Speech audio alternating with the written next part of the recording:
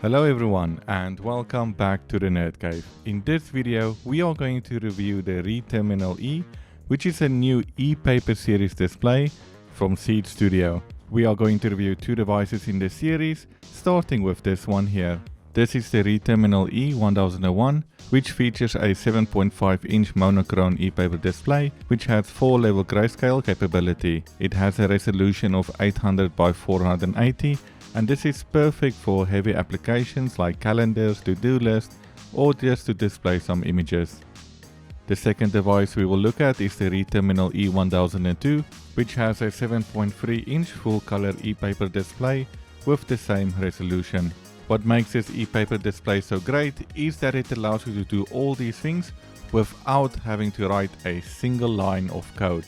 Because we can use the Seed Studio SenseCraft HMI, which will give you all the tools you need to create any dashboard you want.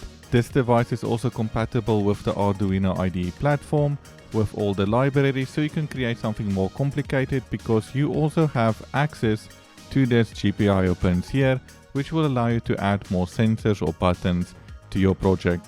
Let's have a quick look what's inside the box when you get your device. Inside the box you'll have your ePaper display. Underneath the display will be a quick start guide. This will give you a product overview and also a QR code that will take you to the website so that you can read up everything about this display. It comes with a 3D printed part and a screw so that you can make your screen stand up, and also a USB-C cable to keep your device charged or to communicate with the computer. Let's talk about setting up the device. To set up the device is very quick and easy. The first thing we need to do is power on the device, which we can do with the toggle switch on the side. Then we connect to our device through the Wi-Fi, and this will allow us then to set up the Wi-Fi on our device. So just click on your network, type in your credentials and password, and then the device will connect to the Wi-Fi. After doing this, it should show then a pair code on the screen. Navigate to SenseCraft HMI. If it is your first time using this, you will have to create an account. Here you have the option to flash the device if the firmware is not working correctly.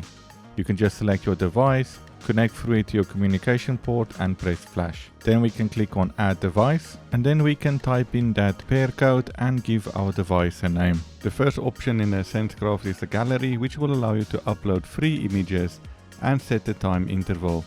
You can upload a maximum of 3 images without an SD card and up to 20 images with an SD card. These are the results of the 3 images. You can also look at the preview in the app, and it has a very quick refresh time to display a new image.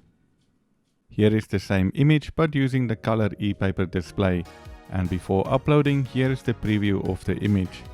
After uploading, we get the following result. The next thing we're going to look at is the canvas function. Here you can design a custom interface and dashboards, combining statistic elements with dynamic data from various sources. So you can use API to, for example, connect to YouTube so that you can show the amount of subscribers you have or views, or connect this to GitHub.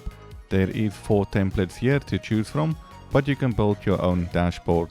Here is a dashboard showing my GitHub followers and top 2 repository stars amount, my YouTube subscribers, and a weather forecast for the city I'm living in.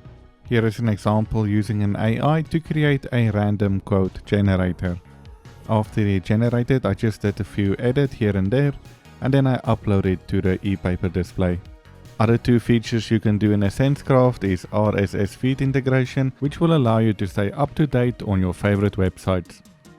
The last feature we have is the web, so that we can display any web page on our ePaper display.